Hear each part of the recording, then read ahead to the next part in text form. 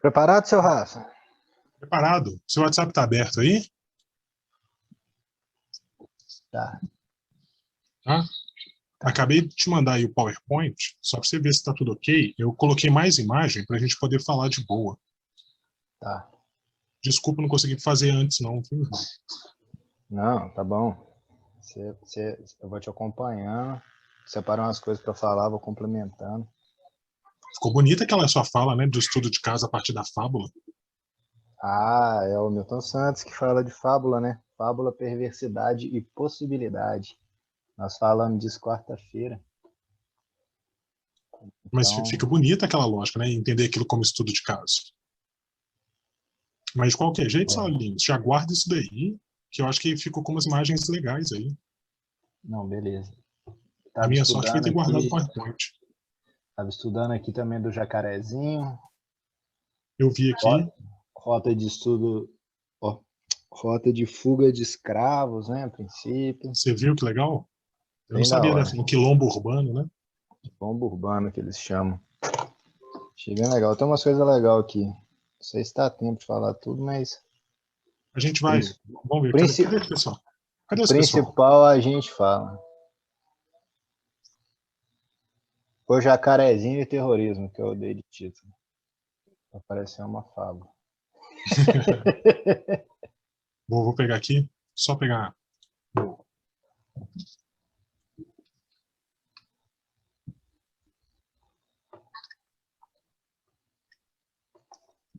Só pegar. Pessoal, vocês estão bem? Como é que vocês estão aí? O gato comeu a língua do pessoal essa semana, eu tô achando. Essa semana foi isso mesmo. Tá todo mundo muito caladinho. A gente fica triste. Professor de geografia e de história quer que fala, galera. Boa noite, teachers. Acabei de chegar. Não, mas já chega falando ainda desse jeito? Eu não tenho roupa para isso tudo, não. Boa noite, student. Ó, a Jennifer chegando, né? Chegando, é isso aí. Chegando. Vou mandar uma última mensagem aí, pra gente poder. Solta o som aí, então. A música.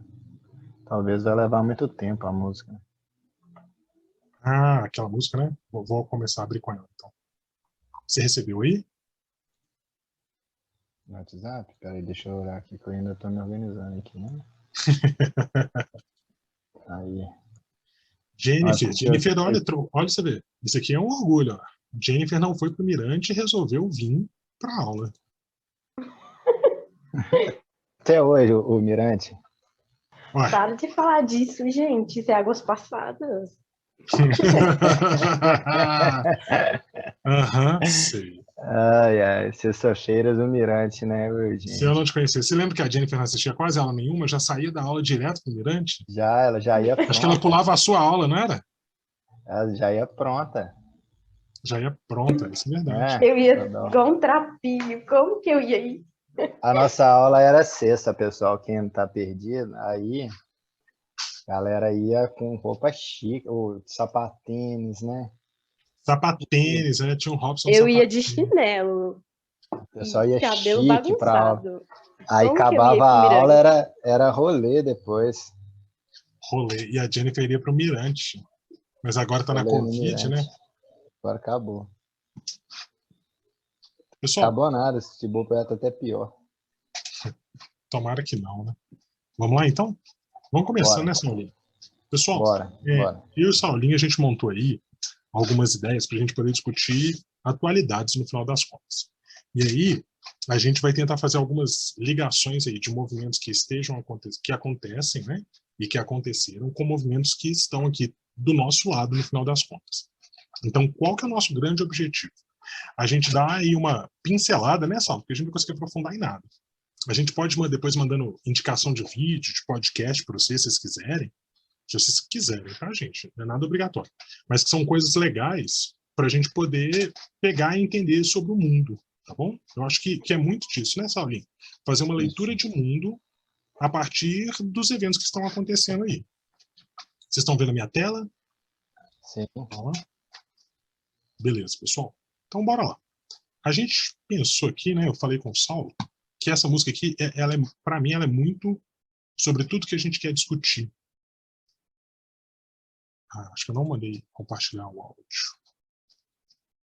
Vou colocar essa música aqui para a gente começar. O pessoal já vai entrando, a gente já vai pegando por isso aqui, tá bom? Vocês conhecem? Rapa? Por favor, né? Todo mundo conhece Rapa?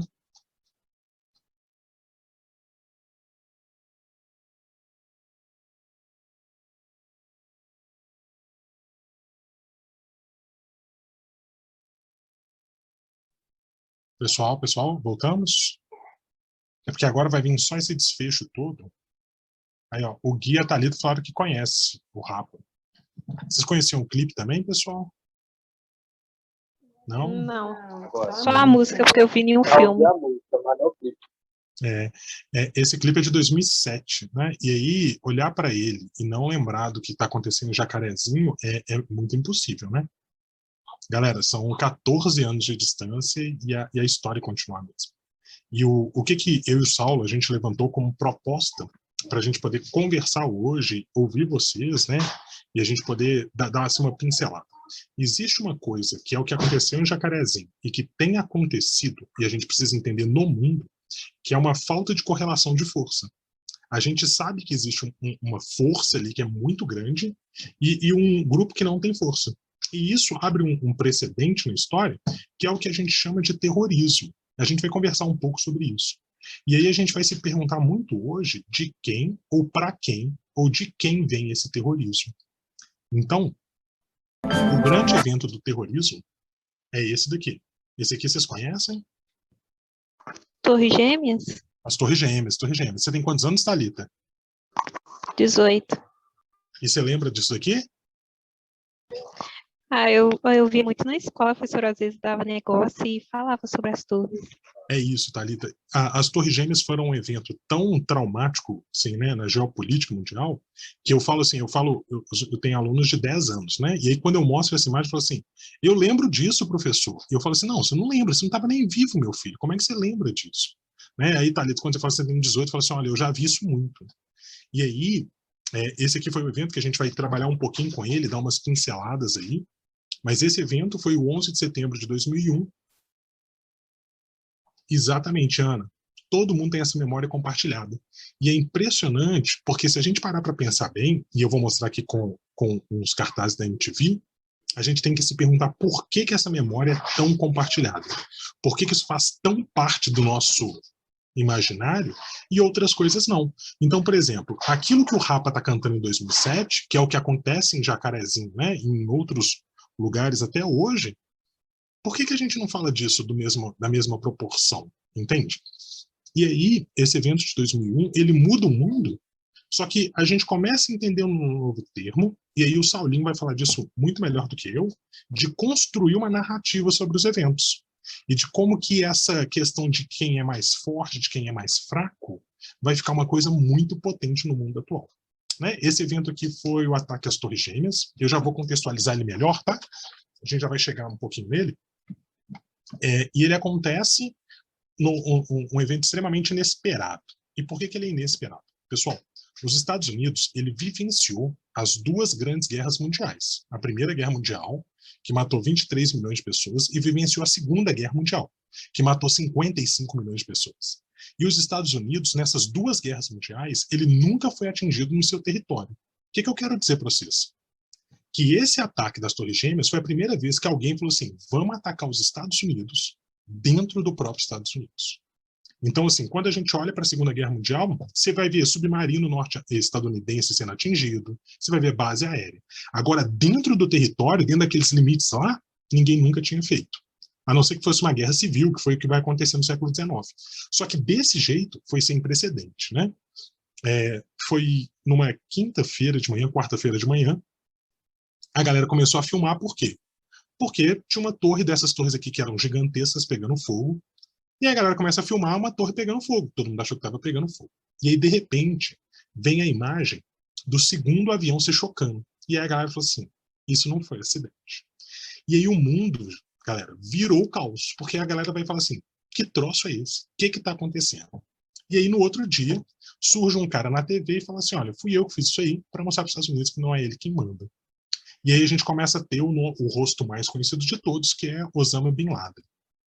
Osama Bin Laden era um cara que trabalhava numa organização chamada de terrorista, a gente vai discutir um pouco sobre isso, chamada Al-Qaeda, ou Al-Qaeda, que significa a base ou a rede, a gente vai ter essas duas traduções aí, e esse cara começa a colocar essa ideia do terrorismo. Ô, Thalita, verdade. Pessoal, Thalita mandou uma mensagem aqui perguntando assim, pessoal, verdade que muita gente suicidou, tá? O que começou a acontecer? Eles atacaram o primeiro avião, começou a explodir aqui, né? Isso foi 10h40 da manhã, e começa a pegar fogo. E qual que é a recomendação de incêndio? Na recomendação de incêndio, você tem que subir, porque aí o fogo, né, ele vai pegar os outros pedaços, e a galera vai ser salva aqui por cima, porque é incêndio. Só que aqui não foi incêndio, aqui foi explosão. Então o que começa a acontecer com o prédio começa a implodir. Então a galera que chega lá em cima e começa a ver que não vai ser salvo, eles começam a pular lá. Isso aí tinha, eu não sei qual que é o tamanho dele de cor, você sabe, Saulinho?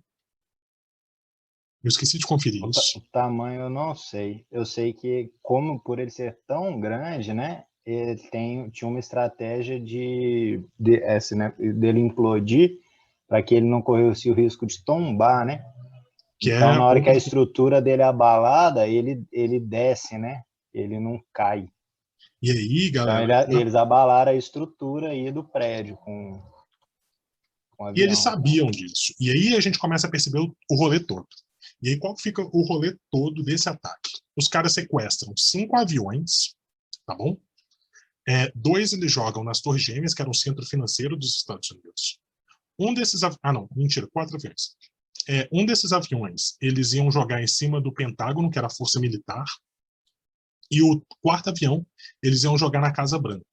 O da Casa Branca, e aí, galera, pensa nisso. A galera entrou dentro do avião com arma, tomou o avião, entrou na cabine do piloto, tomaram o lugar do piloto. Foi um negócio assustador. Tem um documentário que chama 102 Minutos que Mudaram a América. Esse documentário, eles vão pegando as ligações da galera para casa.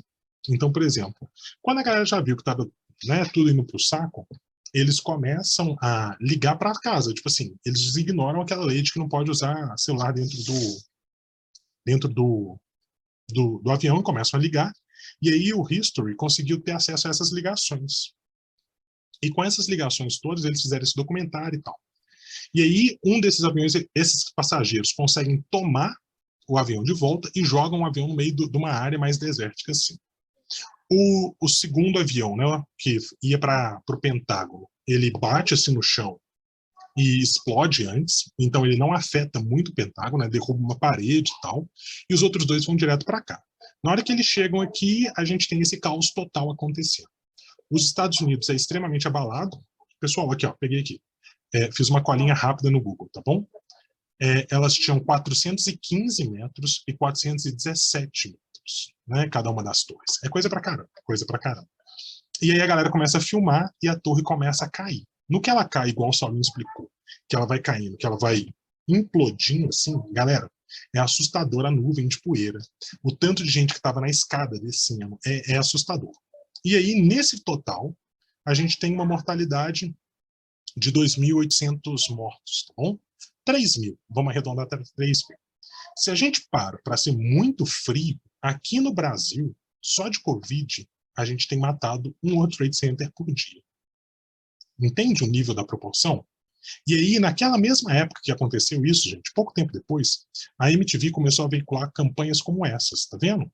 Era o World Trade Center explodindo aqui ao fundo. Não sei se estão vendo comigo. Vou pegar a canetinha aqui. Era o World Trade Center explodindo aqui no fundo, e eles colocavam no primeiro plano alguma notícia. E aqui eles colocam, por exemplo, assim, olha, a gente tem 10 vezes mais crianças morrendo por causa de frio, por causa de fome no mundo. Por que a gente se preocupa com esse daqui e a gente não se preocupa com esse daqui? E aí a MTV tomou muita porrada na época por causa disso, como se ela estivesse relativizando as mortes. E a gente vai começar a discutir um pouco sobre isso.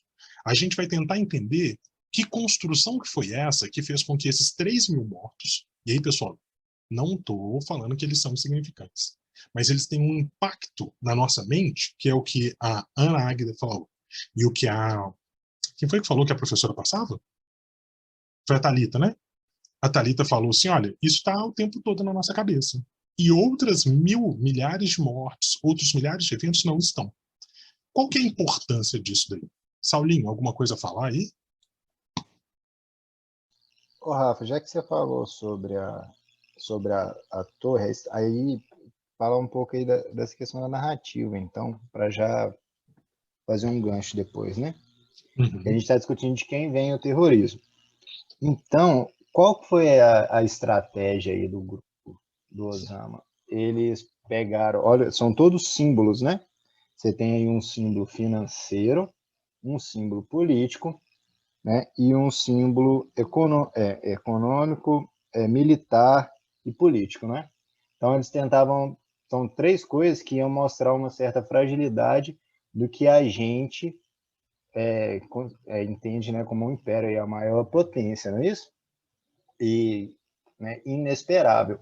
E aí eles utilizaram o que? Da rede, falando da noção de rede, eles utilizaram da rede da mídia do próprio país atacado. Porque o que aconteceu? Quando um avião, igual o Rafa está falando, a partir do momento que o avião, ali, né, que você tem um fogo no prédio, que ele é referência mundial. Porque toda a mídia do mundo se voltou para aquilo. Então começou a passar no mundo inteiro, que foi aquilo que a gente conversou sobre o tempo, né? Então, o tempo do outro, né? Aquilo ali que estava acontecendo naquele momento nos Estados Unidos, todo mundo passou a acompanhar ao vivo. E a partir que estava todo mundo olhando, eles vieram com o segundo avião. Ou seja, o mundo inteiro olhando para os Estados Unidos, e aí o mundo inteiro vai ver que ele está sendo atacado. Essa rede de mídia, o grupo terrorista, ele não tem. Então, ele utilizou dessa rede para ele passar a mensagem que ele queria, né? E que, se a gente for entender como uma mensagem de terror, né, ela vai funcionar, porque estamos sob ataque. Imagina o pânico de uma sociedade que se sente ali, né, de um país que se sente extremamente seguro, né? Que eles não acreditavam que eles seriam atacados. E aí tem mais essa ideia de ser imprevisível. Então aí a gente já vê ser usado o outro, né, para poder transmitir a ideia. Por enquanto isso, na hora que a gente for andando, eu completo essa ideia. Saulinho, se você quiser ir me interrompendo, fica à vontade, viu? Sim. Sim. Tranquilo, tranquilo. Pessoal, e aí o Saulo coloca essas duas coisas que para mim são fundamentais assim. E aí a gente começa a entender qual que é o sistema do terrorismo. A gente tem clara certeza que um grupo, que era o grupo do Osama Bin Laden, ele não teria condições de enfrentar os Estados Unidos de frente, gente. Os Estados Unidos já chegou a gastar com o exército o que o Brasil gera de riqueza. Só para vocês entenderem a desproporção. Só com o exército, só com o exército. É o exército melhor equipado, é o maior exército no sentido de ter potencial atômico, é o potencial todo. Gente, tudo que a gente usa no celular, primeiro passou pelo militarismo norte-americano. Então, os Estados Unidos, por exemplo, o GPS que a gente usa, foi inventado pelo militarismo. Internet, ela surgiu para facilitar a comunicação do exército. E aí os caras vão trazendo essa tecnologia, e aí, galera, vamos lá.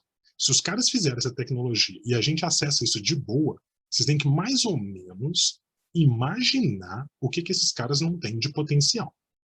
E aí, eu sei que parece muito estranho falar desse jeito e muito caótico, mas é isso, galera.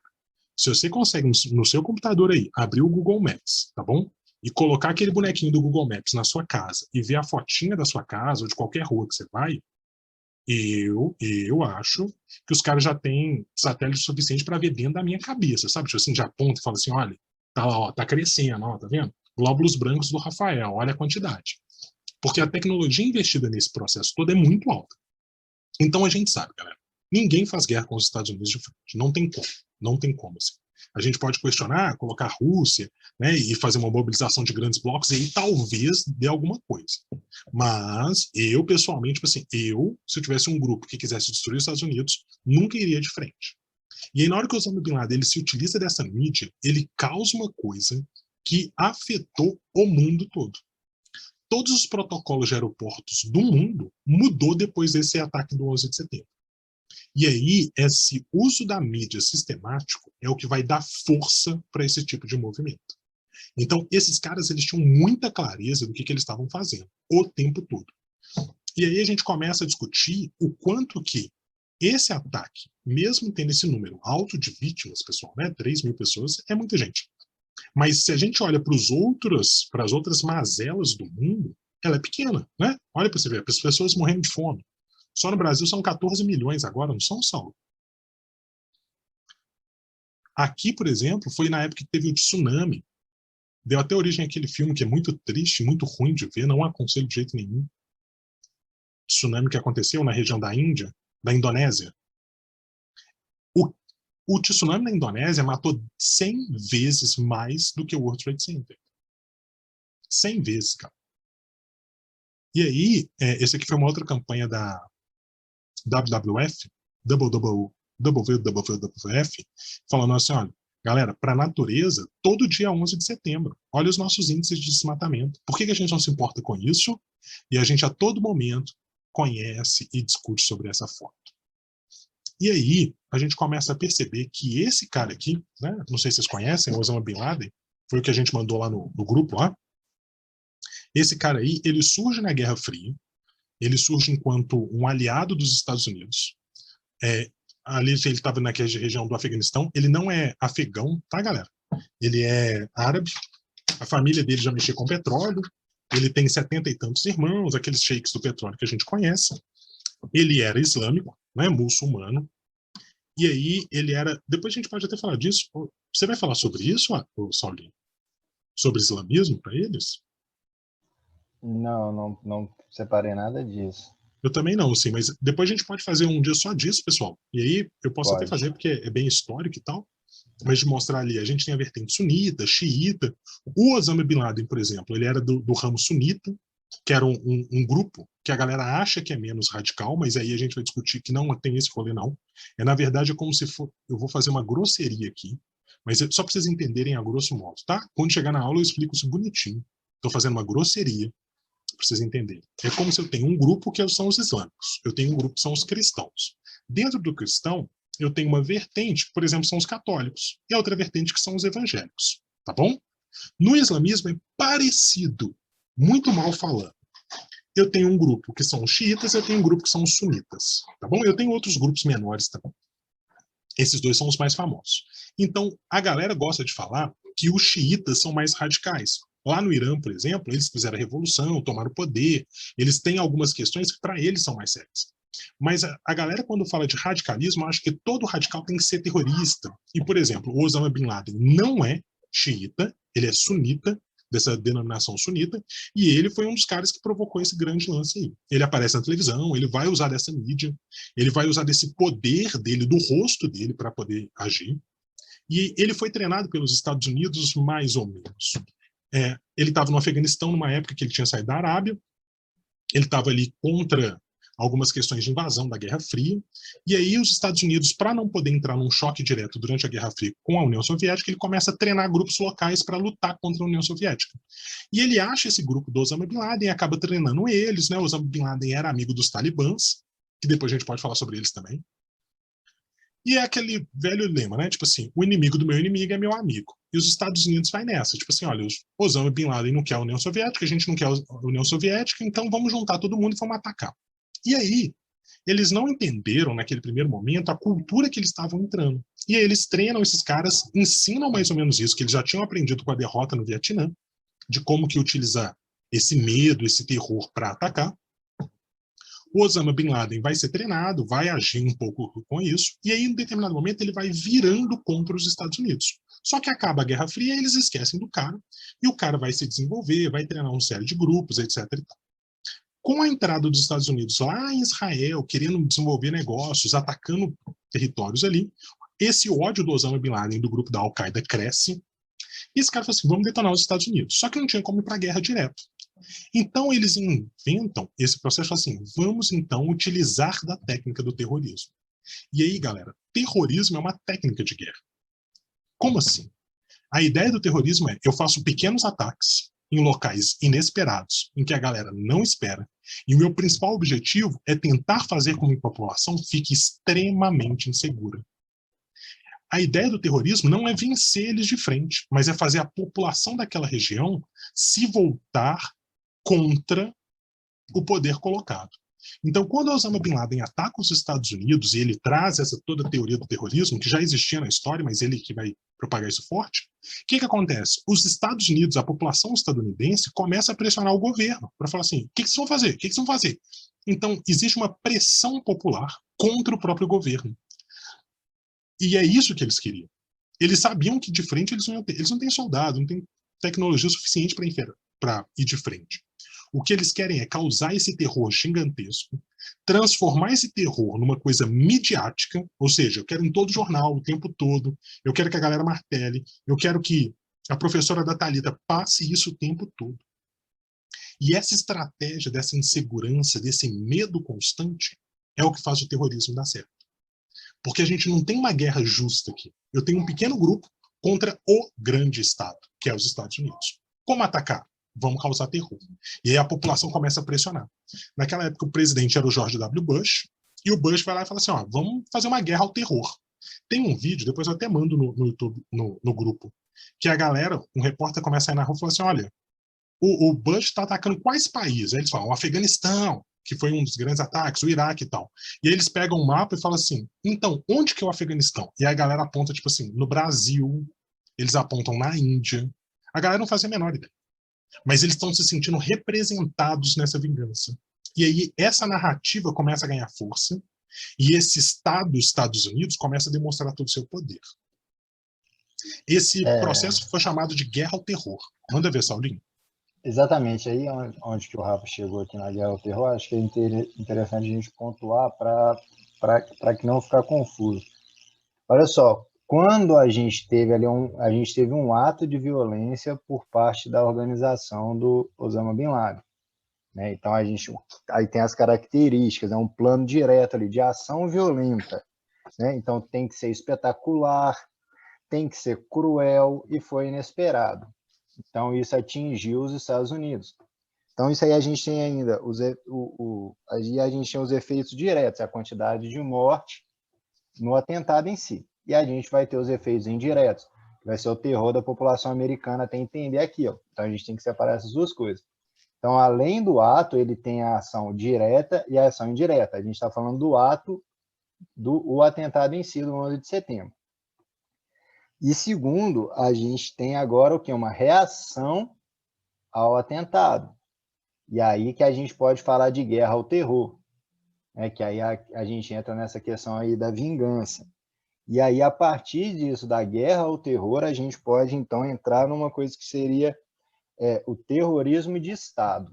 Aí eu acho que ficou legal. Então, a gente viu um ato, a gente viu que ele tem uma consequência direta e indireta, e aí a reação a isso por parte do Estado é que a gente vai chamar aí de guerra ao terror, para ficar bem dividido aí, para fazer sentido. Eu acho que era importante pontuar isso. É interessante também que tem um repórter que ele entrevistou 3 vezes o Osama Bin Laden, porque o Osama fez agora 10 anos que ele morreu, né? Fez 2001, 20 anos de atentado e 10 anos da morte. Então, pós-atentado, a gente ainda tem 10 anos de vida de Osama Bin Laden escondido. E aí esse repórter falou que a estratégia do Osama na entrevista era o quê? Atacar, porque ele tem claramente quem é o inimigo, entendeu? Para o grupo lá, eles veem que o problema é os Estados Unidos é o inimigo dele, e eles querem destruir o inimigo. Não quer ter conciliação com o inimigo, é de destruir. Então ele pensava em atrair o inimigo para o seu território e que ali ele teria condições de vencer. Ou seja, uma reação ao ataque norte-americano. Mas atacar de frente, é o que o Rafael estava falando, né? A gente não, a desproporção de força. Então, que a gente entra no terrorismo. Então, aí a gente juntou aí a guerra irregular, Rafa. Fala dessa parte aí. Na verdade, galera, é só para a gente também poder pontuar que, assim, Osama Bin Laden traz isso, se torna notório, se torna super famoso. Hoje é muito claro, tá? Que toda vez que a gente fala de terrorismo, a gente sempre associa a esses grupos fundamentalistas islâmicos, né? Esses grupos radicais e tal, religiosos. Mas na história a gente tem milhares de pequenos eventos dessa guerra irregular.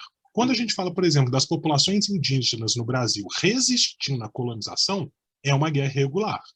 Quando a gente fala dos Vietcongs tentando derrotar ali os Estados Unidos, né, é uma guerra irregular. E o que a gente está chamando de guerra irregular? É quando eu não tenho um Estado contra o outro. Eu tenho um grupo contra um Estado. É uma guerra que a desproporção de força é muito grande. É muito grande. Quando a gente olha para alguns grupos, como o Sendero Luminoso no Peru, quanto as Farc na Colômbia, são guerras irregulares no primeiro momento. A gente pode parar e falar assim, professor, mas é justo ou não é? A gente não vai discutir isso nesse primeiro momento. O que a gente tem que colocar é, você tem uma estrutura de guerra montada, violência. E a partir dessa violência, tem uma guerra acontecendo. Agora, quais são as consequências disso? A gente vai começar a analisar. E a primeira pergunta, né, que eu acho que ela vai ser norteadora para a gente poder fazer os próximos links, tá? Já aproveitando, porque daqui a pouco a aula está acabando, viu, Saulinho? Eu tô aqui só dando essa acelerada. Acho que a gente empolgou. É pensar o seguinte, o Osama Bin Laden, ele está sendo visto, nomeado como o terrorista, e a pergunta sempre fica, para quem? Porque quando eu olho para os Estados Unidos, eu entendo o que ele fez. Mas será que alguém perguntou, né, e o Saulo trouxe esse cara que entrevista o Osama Bin Laden, e falou assim, e para a população que apoia o Osama Bin Laden? O que os Estados Unidos é para aquela população? E aí a pergunta é, ele é terrorista para quem? Porque, para alguns, o Osama Bin Laden está sendo visto como o grande salvador. E aí já fica essa indicação aqui, eu ia passar, tá, pessoal? Não vou, mas tem um filme que chama A Hora Mais Escura. É um filme extremamente delicado, tá bom? Se você está aí com alguma questão emocional, por favor, não veja, porque ele é violência do começo ao fim, que fala exatamente sobre essa caçada que se promoveu ao Osama Bin Laden. E aí, galera, vamos lá. Osama Bin Laden ficou 10 anos escondido dos Estados Unidos. 10 anos. Tipo assim, o cara tem a mãe. Tem a mãe, gente. A gente pode falar qualquer coisa. Mas o cara conseguir fugir 10 anos dos Estados Unidos é muita coisa. E aí, esse filme ele retrata um pouco sobre isso, e ele vai falar assim, tá, isso foi nos Estados Unidos, ele entrava lá no Iraque, foi uma das grandes guerras que ele faz em 2003, bombardeou o Afeganistão até não poder mais, destruiu um tanto de lugar, e ele fala assim, pegava a galera de lá e torturava muito feio. E esse filme vai contando exatamente essa narrativa, de como que eram as torturas, como que era todo o processo, como que a galera dos Estados Unidos vai pirando em nome disso aí. E aí, de repente, os caras encontram onde seria a casa do Osama Bin Laden, ele estaria no Paquistão, ali bem na fronteira com o Afeganistão, inclusive, estaria ali. E aí os Estados Unidos só tem uma brilhante ideia. Invade um país, porque eles não podiam entrar no Paquistão sem autorização do país, pega uma força especial, entra na casa do cara, mata todo mundo, mata o Osama Bin Laden, pega o corpo dele e joga no mar. Agora, galera, e aí, agora, vamos lá. Nesses eventos todos que a gente narrou e a gente está conversando hoje, tem milhares de teorias da conspiração. Tem uma galera que fala que ele tá vivo. Se vocês jogarem Google, Osama Bin Laden vivo, vocês vão achar um tanto de foto de uns caras parecidos com Osama Bin Laden. Não façam isso. Ou façam também, é divertido só. Mas aí, por exemplo, o mundo não viu a morte do Osama Bin Laden. E aí a galera começou assim, professor, por que jogaram ele no mar? Galera, muito simples. Porque os Estados Unidos têm clara noção de que se enterrasse o Osama Bin Laden em qualquer lugar, ele ia virar um local de peregrinação. Porque o Osama Bin Laden, ele é visto como um terrorista pelos Estados Unidos. Ele é um cara do mal pelos Estados Unidos e por esse Ocidente. Agora, os Estados Unidos, naquela região que ele está, e para os seguidores do Bin Laden, para as pessoas que concordam com ele é o terrorista do local. E esse filme coloca isso em xeque em muitos momentos. Muitos momentos. É um filme que tem vários problemas, de uma violência gigantesca, mas você começa a questionar assim, para que a galera está fazendo isso? Entende? Para a população lá, os Estados Unidos não vai ser a solução, né? Tem alguém falando? A Thalita que mandou mensagem aqui. Se nós pararmos para pensar, os dois foram terroristas. Mas o que machuca nisso é que todo mundo fala das guerras, mas e as vidas que foram perdidas? Entende? É isso, Thalita. Eu acho que é esse o ponto. Entende? Quando a gente discute essas guerras todas, a gente acaba perdendo, primeiro, a sensibilidade, porque a gente fala só de números, a gente não fala de pessoas. E aí a gente traz sempre essa ideia de que eu estou sendo visto como terrorista por quem? Né? Eu acho que muito do que eu e o Saulinho a gente se propôs hoje foi discutir um pouco sobre isso. Falar assim, galera, toma cuidado, toma cuidado. Saulinho, acho que a gente pode emendar na última parte, senão a gente não consegue. uma coisa também é que, tipo assim, não foram 10 anos como perseguido pelos Estados Unidos, como sendo o principal cara, ele era o topo de todas as listas de procurados, era ele, entendeu? Era o principal pessoa que eles queriam encontrar aí, né? Tipo, então era tipo assim, uma coisa de a questão da vingança que tem tudo a ver com a imagem que você já pôs aí, de ir atrás, né? Que precisava de é uma ideia insuportável para o norte-americano o Osama Bin Laden vivo, né, em algum lugar. Então ele foi o principal procurado. Aí você quer fazer uma virada agora, né? Para a gente Trazer poder esse. pensar nessas guerras irregulares que a gente vive e dos nomes que a gente dá. Oi, Amanda? Acho que não foi com a gente, não. Não? Foi mal. Mas o grande lance, galera, esse daqui foi um ataque do PCC em 2006, quando o pau estava comendo em São Paulo. E aí a gente começa a se perguntar, né? O quanto que os grupos armados, dentro de várias das nossas cidades, as redes de tráfico e tal, elas são consideradas pelo Estado como terroristas, mas quando a gente assiste o que a gente assistiu essa semana em Jacarezinho, a gente para se perguntar quem é terrorista aqui? Quem está causando terror na população? A gente não estava justificando, falando assim, não, a galera do tráfico está super certa, eles têm que fazer isso mesmo, não. Mas quando a gente vê operações como essa de Jacarezinho, a gente começa a se perguntar, é o mesmo sistema tático. É quando o Estado se utiliza dos instrumentos do terrorismo para oprimir uma população. E é a mesma ideia do que o Osama Bin Laden fez. Só que ali ele está fazendo contra um país e aqui é o Estado usando do mesmo mecanismo contra a população. Se eu tenho ali uma autorização legal, e eles não têm essa autorização legal, né? O Supremo Tribunal tinha cortado essa possibilidade dessas operações, e os caras fazem mesmo assim. Primeiro, eles estão agindo na ilegalidade. Segundo, eles estão usando força contra a população. Terceiro, o que a população sente é só medo e terror. O Rafa disse que eles pediram sim, que estava autorizado a fazer, né? Mas virou chacina, né, Sal? extermínio, a chacina, isso daí não tem a menor. Não é porque você está baseado em se você tem um documento oficializando o ato, que a chacina ela pode ser legalizada, né? Aí você aceita. E aquela discussão, então, né, Sal? Não tem... E aí a gente estava discutindo sobre isso naquele podcast, né? Isso. O tráfico não vai acabar por causa disso. Entende? Assim, o problema ali é que levantaram que tinha um problema de usar criança no tráfico. Essa operação que terminou aí com a morte aí deve ter dado 30 pessoas, ela vai resolver esse problema, né?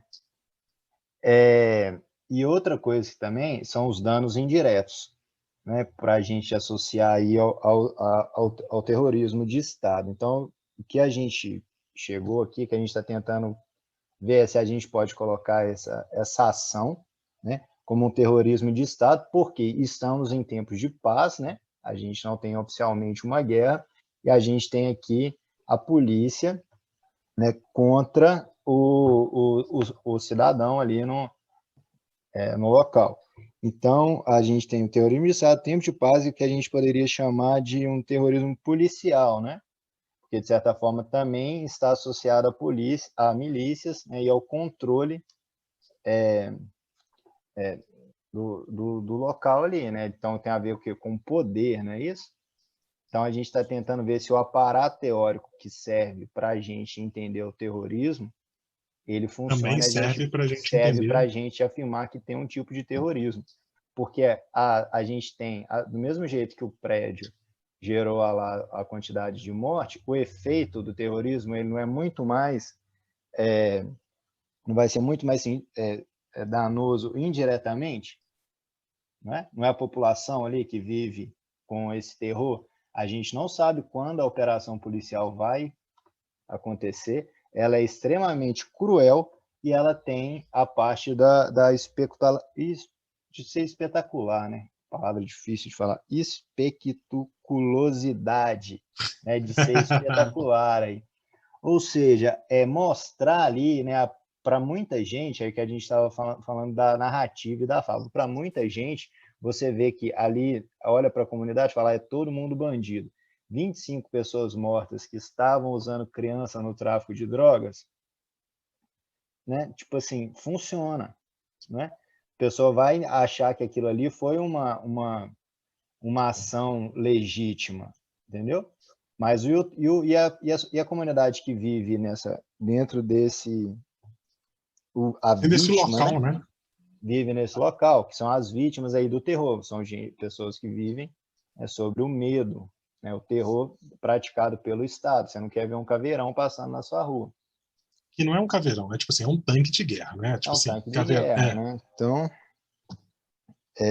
e aí outra coisa é que a gente fala, a ausência do Estado nesse lugar, ele mata, porque a gente não tem ali o direito à moradia, né? A Constituição não prevalece nesse local, né? A polícia faz o que bem entender. E a ausência do Estado, ela faz mal, e quando o Estado vai, ele age dessa forma. Então, Ou seja, o duas coisas Estado que não a é o gente... Estado, né? O Estado é só a força. ali, Ele quando não o está ali Estado para surge, ele garantir. surge com a força, né? Ele não está para garantir direito. E aí, pessoal, né? Eu Isso. até comentei isso com o Saulinho, tem aquele documentário fantástico, Falcão, os Meninos do Tráfico, que se discute muito esse lugar, entende? De aonde que o tráfico ele surge enquanto uma manutenção de ordem aonde não há o Estado que tem garantias básicas para a população, né? É o que a gente vai chamar de Estado democrático de direito. A população que está sujeita a isso e que está vivenciando isso no dia a dia, eles não têm os direitos deles assegurados. E aí quem assegura isso? O tráfico. Então ali a lei e a ordem funcionam de outro jeito. E aí a gente começa a entender que esse Estado, né, e foi essa nossa proposta de pensar o seguinte, olha, esse Estado do Rio de Janeiro, né, eu esqueci o nome do governador agora. Castro, Governador Castro. Castro Castro assassino. já deu já. Assassino. Inclusive, ele tinha tido a posse dele com a presença do Bolsonaro. do presidente da República e do Bolsonaro no dia anterior a essa operação. E aí, pessoal, na hora que chega nisso, né? E aí você tem esse governador que autoriza isso e acontece, ele não está garantindo os direitos básicos. Mas ali, quem garante os direitos básicos? É a população que está ali. E a galera tem que se virar. E aí a gente começa a pensar que quem está cometendo esse terrorismo, né, não é esse tráfico. No final das contas, quem garante a sobrevivência da galera é o tráfico. Quem é o terrorista aqui é o Estado. Dá para entender mais ou menos. Tem um episódio da favela do Jacarezinho, que um traficante, o meio quilo, que ele é conhecido, ela ficou em luto com bandeiras pretas nas janelas, porque ele é dos anos 80, dos anos 90, né, e era o tráfico ali é uma coisa que destacar também, não tem conflito de facção. Quando a gente teve problema no Jacarezinho, nunca teve, né? Pelos relatos, nunca teve. Quando a gente tem problema no Jacarezinho com morte, ação violenta, troca de tiro, é sempre entre o Comando Vermelho e a polícia. Pessoal, e o que vocês acham disso tudo? Vocês não acham nada? É um pouco engraçado, porque, tipo assim, tem um lado da história que eu nunca soube, igual do terrorismo dos Estados Unidos, eu nunca soube que ele tinha atacado o Islã. Nunca soube que eles tinham feito aquelas coisas com as pessoas lá. Alita, se a gente olha os números do Iraque hoje, você vai, tipo assim, você vai falar assim, meu Deus, os caras vieram aqui só para destruir essas regiões. Assim. Aí você pesquisa o Iraque nos anos 70, nos anos 60, o Afeganistão, como que era a sociedade e o que é hoje. Aí você vai ver imagens, procura imagens. E a desculpa é sempre essa, estamos lá para garantir a democracia da população. E aí você vai vendo que isso tudo vai se corroendo.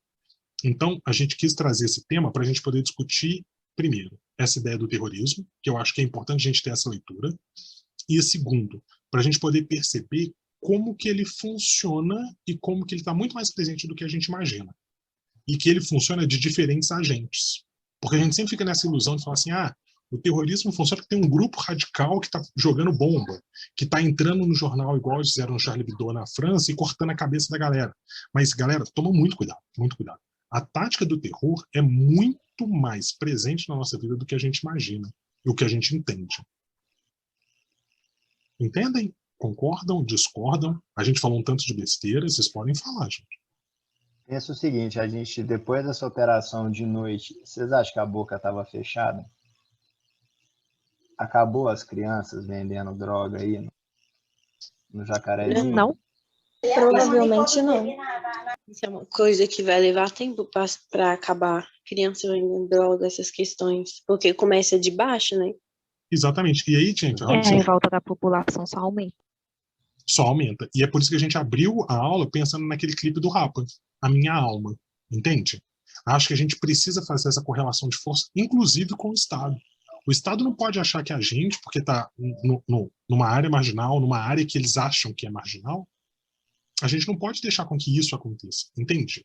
E é por isso que ter essa consciência toda, gente, é muito importante, para a gente poder se mobilizar por todos os meios legais que a gente puder, inclusive, ou não, inclusive, né? Vamos manifestar, vamos fazer tudo, entende? A gente não pode ser esse espaço em que não há o Estado democrático de direito. A gente não pode aceitar não ser cidadão. A gente não pode aceitar o terrorismo de Estado. Ok? É isso aí. Não? Mas, pelo que parece, não vai ter nenhum tipo de punição, né, para os policiais envolvidos, porque a maioria já falou que foi por causa da lei. Eu achei isso um absurdo quando eu li isso.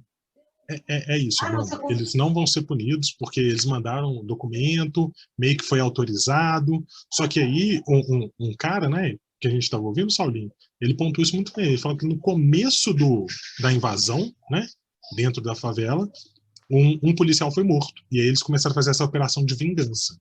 O Então, morto número 1 aí, no caso, seria sido um policial. Então, já aí, o que é registrado? Quando tem uma operação numa comunidade, numa favela, e aí tem a morte de algum policial, a operação seguinte, ela mata mais. Então, isso já é dado estatístico. Dado estatístico. Entrou na favela uma vez e coisa, morreu um policial, a segunda vez que entra, né, se a média é morrer 3 ou 4, que já está errado, aí vai matar 8, 10, entendeu?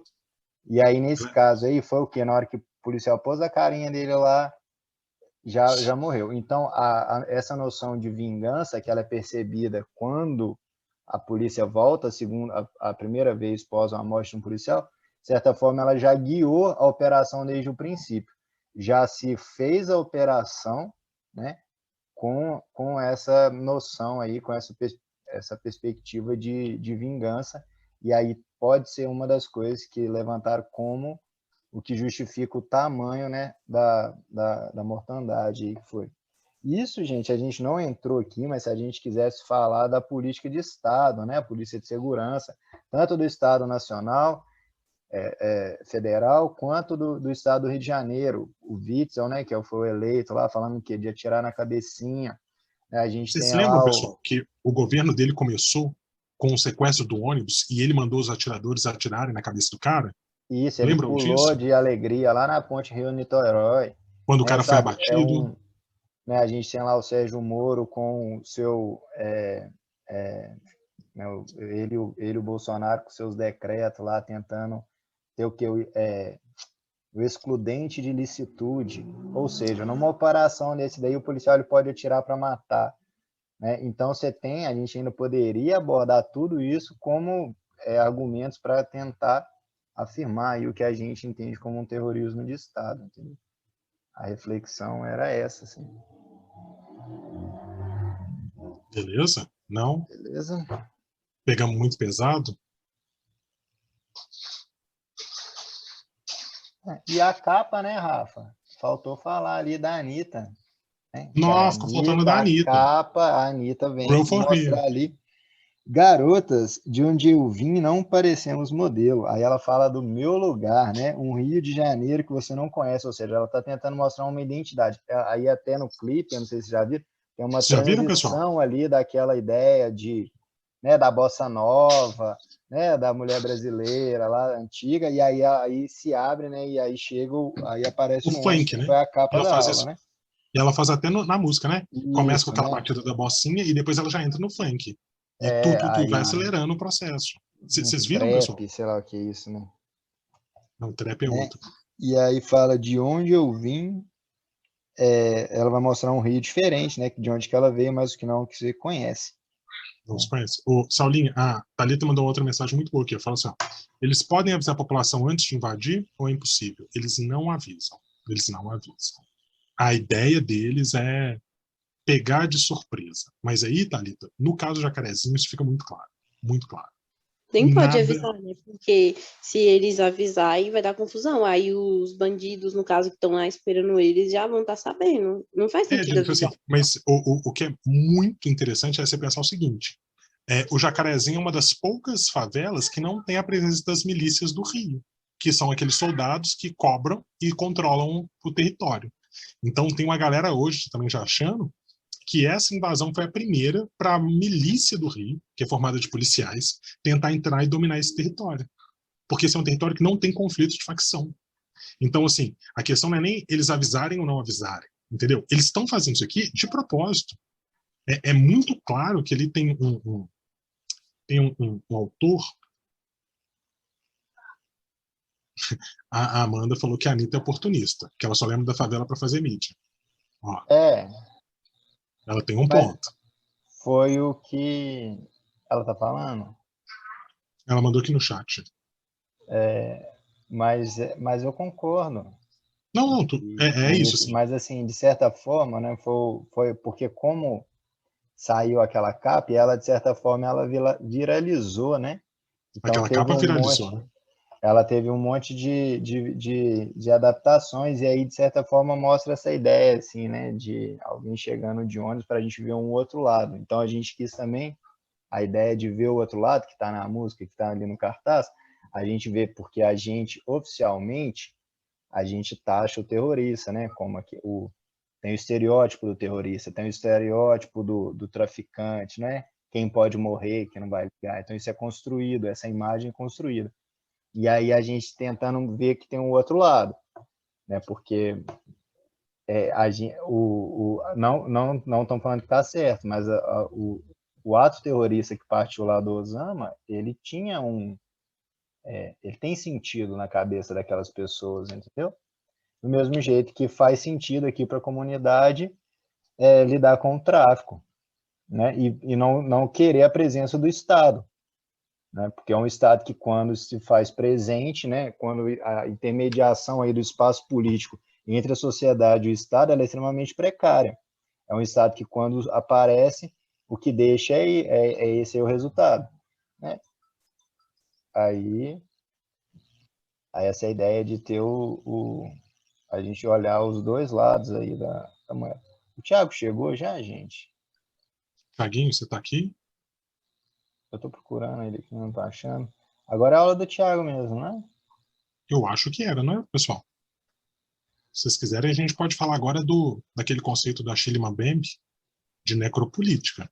Ó, dá para emendar, Sal. Pode. Tem que ficar de olho aqui, porque... Deixa eu ver, Bárbara, Amanda... não chegou não. Acho que o Thiago desistiu. Ele falou que é tudo nosso. Pessoal, então vamos retomar aqui com calma. Dúvidas aí? Se vocês entrarem com dúvida, a gente vai aprofundando o assunto. Pode ser ou não? Pessoal, eu tenho uma dúvida. Tipo Diga, assim, quando eles vão fazer a invasão na favela, eles já têm lugar onde eles têm que ir, né? Tipo assim, localizado. Por que tanta gente morre, já que eles já sabem onde é que eles têm que ir? Não faz sentido. Então, Thalita, eu posso te responder isso de vários jeitos. Eu vou ser o mais breve possível. Porque esses caras querem matar. Eles não querem acabar com o tráfico. Porque a gente sabe, Thalita, assim, eu posso estar muito errado. Mas a gente sabe que matar essa galera, entrar dentro da favela e fazer o que eles fazem, não acaba com o tráfico. Entende? O que acontece ali é só genocídio. E aí, né, nesse documentário do Falcão, isso é muito claro, assim, né? O quanto que ninguém está falando que o tráfico é bom, mas a gente está mostrando o seguinte: olha, isso aqui funciona ali dentro e está sendo alimentado. Quando a polícia entra, ela quer matar.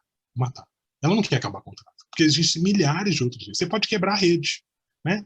Essa discussão ela começa a ser colocada naquele filme Tropa de Elite, que é assim, olha, então vamos fazer o seguinte: vocês querem acabar com o tráfico? Acaba com o consumidor. Entende? Ou se não, vamos lá. E aí teve aquele documentário também do saiu na Netflix. Legaliza a droga, então. Vamos lá. Vamos legalizar a maconha. Gente, 50% do tráfico acaba. Então a galera sabe disso. Mas essa ideia aí é só a manutenção da força do Estado, na minha opinião. Assim. Não sei se o Saulo concorda, discorda. Professor, deixa eu Oi, te Jenny. interromper rapidão enquanto você estava no assunto de legalizar a droga.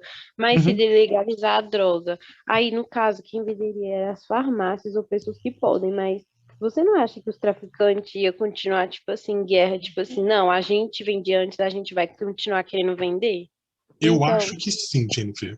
A minha única questão, assim, eu não vou falar de todas as drogas, porque, assim, minha opinião, tá bom? Tô tirando isso da minha cabeça e do que eu acho. Tá bom. Isso não tem base nenhuma. Eu acho que tem algumas coisas muito pesadas diante de droga. Tipo assim, crack. Não tem como legalizar crack, galera. Minha opinião. Sim, Tá? Tipo exatamente. assim, mas vamos pensar assim, vamos pensar maconha, tá bom? Que a galera já discute, já usa em Mas eu falei remédio, da etc e tal. maconha mesmo.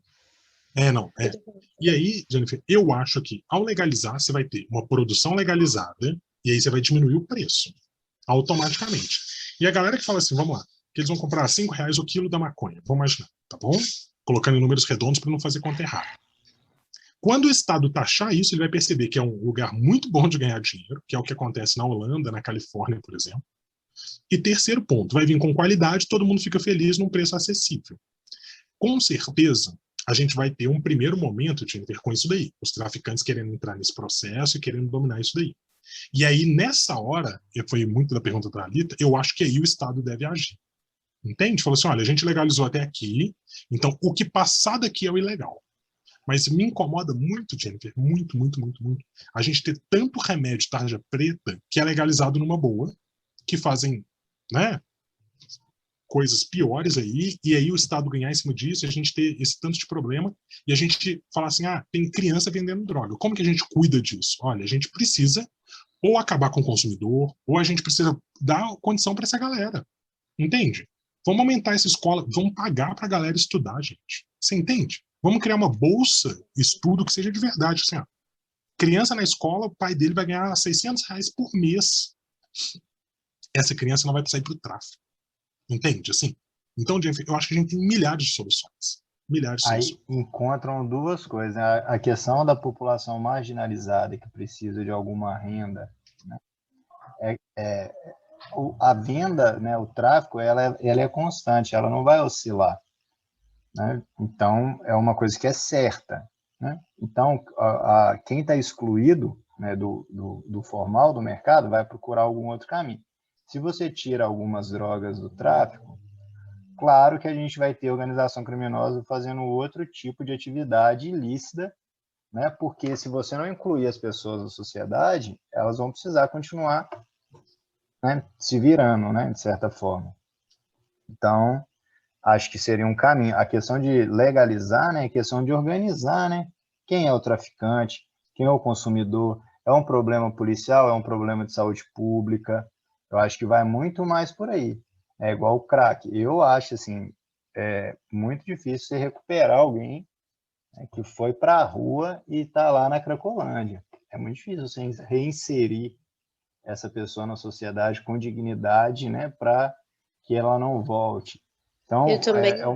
é um problema de saúde, e com todas as outras drogas, até quem está tomando remédio aí de tarja preta, misturando com uísque, e ficando muito louco e batendo a mulher dentro de casa. É isso que está acontecendo também. Então, assim, é muito complicado. Todo tipo de droga, né, o álcool, aí todos são problemas de saúde. Então, acho que se você legaliza e se organiza, você, de certa forma, o que acho que o que mais ganharia, né, seria um pouco mais de dignidade, porque acaba dignidade para a população que vive próximo. Porque essas zonas, né, são zonas que, igual a gente falou, o Estado ele não está presente cotidianamente nesses lugares, entendeu? Então, ali você pode realizar essa atividade, né? Mas tem umas outras coisas também, que aí você precisa de pensar assim, a maior apreensão de armas na história do Rio de Janeiro, ela se deu numa favela? Não, não Não mesmo. foi na favela, entendeu? Então, por que não está entrando desse jeito aí, né, num bairro de classe média?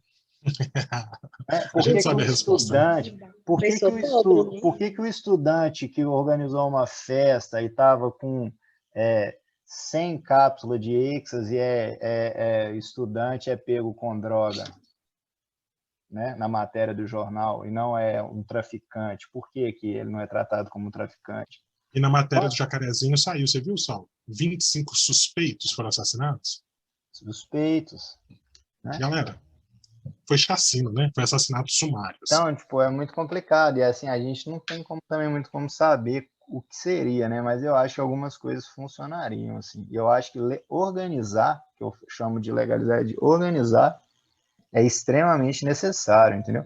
E a gente sabe também que a arma, a droga, elas não são fabricadas na favela. Então, se você Além disso, quer realmente resolver esse problema, não vai ser começando, né, ali onde que o consumidor e o traficante estão fazendo a troca, né? Você tem que vir ver a fonte, né, a origem, ir atrás da origem. E aí, a gente pegar, por exemplo, tem um documentário, esqueci o nome, no Netflix, que trata de cada droga, assim.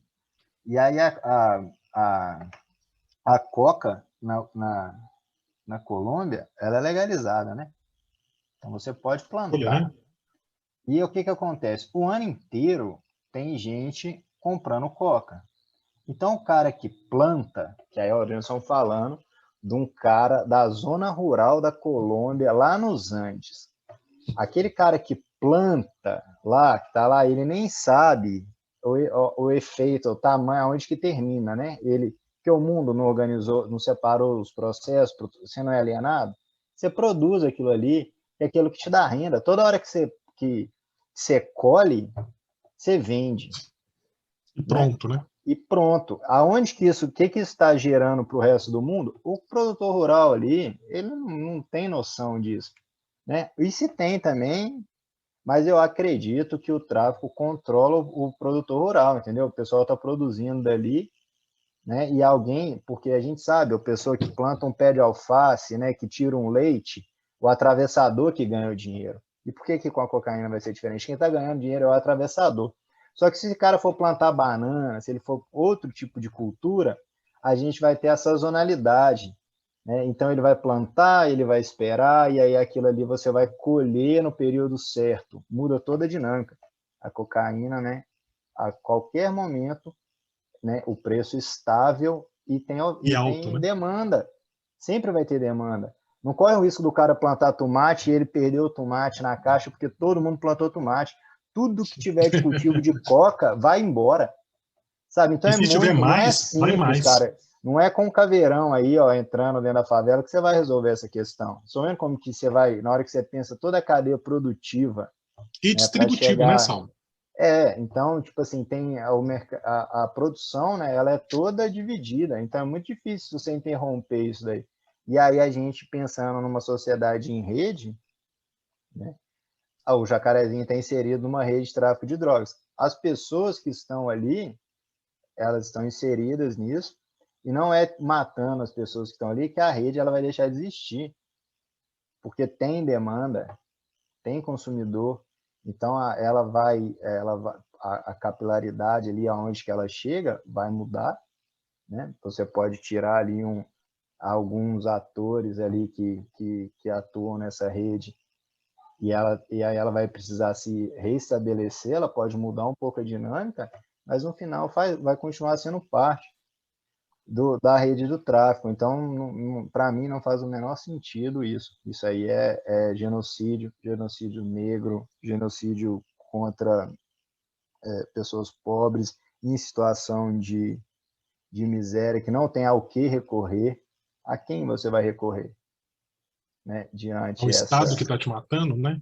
o próprio Estado? Pessoal, vou aproveitar que o Thiago não chegou aqui. Vocês querem ver Roll for Rio, da Anitta? Ou eu posso colocar um pedacinho do filme aqui? Anitta. Anitta e o filme. A Nath está aí, eu não tinha visto. Nath chegou aqui, Nath. Oi. Oi, Nath. Oi. Nath, cadê o Thiago? Não, gente, eu vou falar uma coisa. Eu não sei por que o Bruno me escolheu para coordenadora, não, tá? Eu falei que era 8h40 com o Bruno, com o Thiago, gente. Ah, mas você tinha que falar com a gente, porque a gente correu aqui, eu tô até suando. Tadinho, não. A Pra gente foi falar atropelando o tudo. negócio tudo, a gente já tava com... Foi.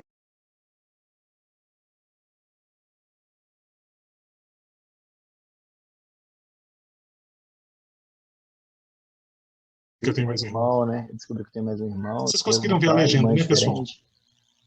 Sim. Sim, sim. Não, ficou boa a música, assim. Eu gosto muito da Anitta. Desculpa, viu, Amantinho? Não tenho Ah, nada ela é contra ela, muito só acho ela chata. oportunista em vários momentos. Ah, ela é. Mas eu Ela queria é. muito Ela é mais ter... bastante linda, mais linda. empresária. Ela é uma grande empresária. Eu queria muito ter aquele biquíni de fita isolante. Eu queria muito fazer aquilo. Mas eu não tenho a menor habilidade. Eu já tentei.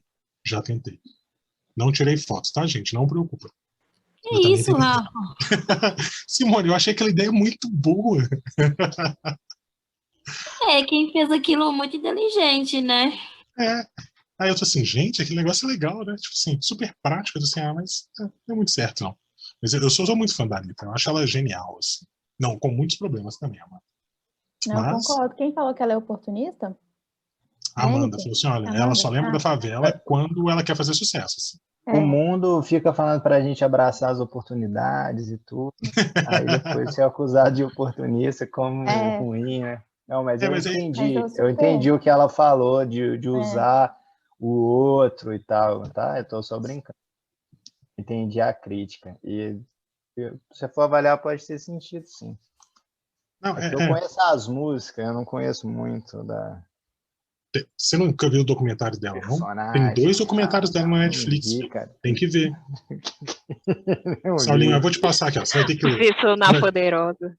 Você não Você tem que dorme, ver. não, Raça? Você já falou 4 documentários aqui pra gente ver. Eu vou anotar, galera. Eu mando tudo no WhatsApp pra vocês. Mas, não, esse aqui é só pro Sal. Os 2 da Anitta, o Homecoming da Beyoncé e... Não, já tá bom. Pro final de semana tá bom, Sal. Saiu uma da Segunda-feira... Shakira nova aí também, que é legal. Ah, eu fui ver o do Alejandro Sanz. Você viu o do Alejandro Sanz? Coração Esse eu não tô Partido. lembrado. Que me vai curar tus emociones, que me Esse vai eu pedir que conheço nunca demais, né? Tem um documentário dele. Mas é ruim, viu? Não vê não. Esse eu conheço demais. Mas o Então, lá, Canta aí, pessoal. Vitor. Oi? Canta aí. Não, vocês não conhecem Alejandro Sanz? Não, a gente vai ter que fazer uma aula de Alejandro Sanz, então. A gente faz ela. Pessoal, então eu vou retomar aqui, olha pra você ver. Nesse filme aqui, A Hora Mais Escura, ele vai falar sobre aquela caçada do Bin Laden, que vai provocar tudo aquilo.